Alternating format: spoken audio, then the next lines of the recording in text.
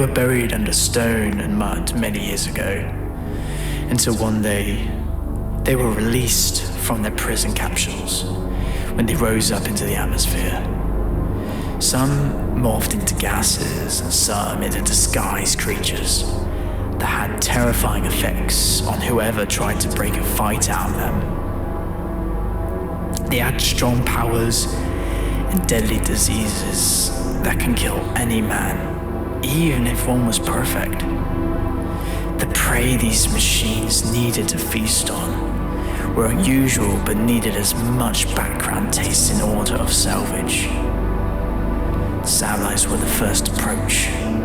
Every day those devices picked up and received a many number of channels to survive a healthy communication.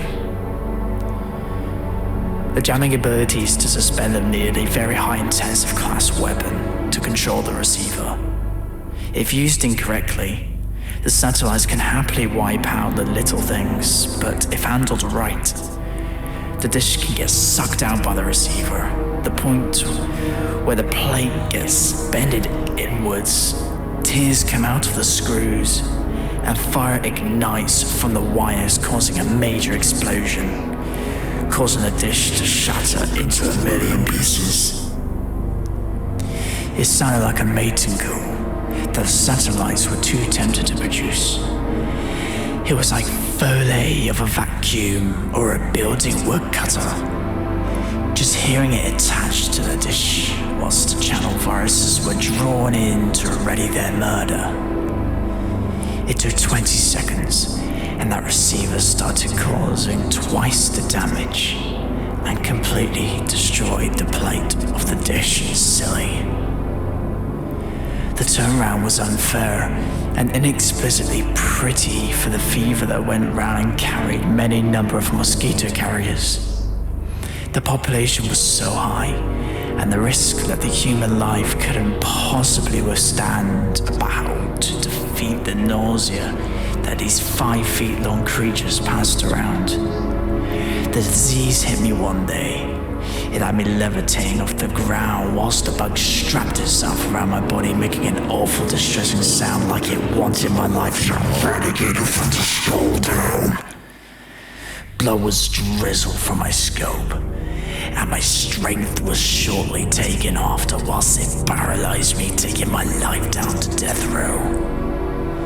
Alongside the suffering, I heard music from afar.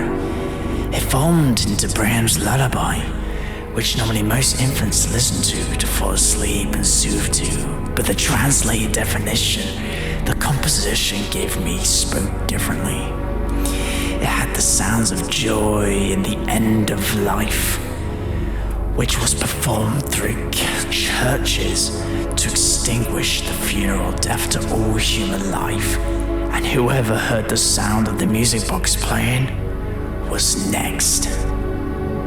The sky went black, and the blue and green machine's spirits rose from below the stone and the mud. They took me and the human race away and pressed into coffins which were launched into the cold ground.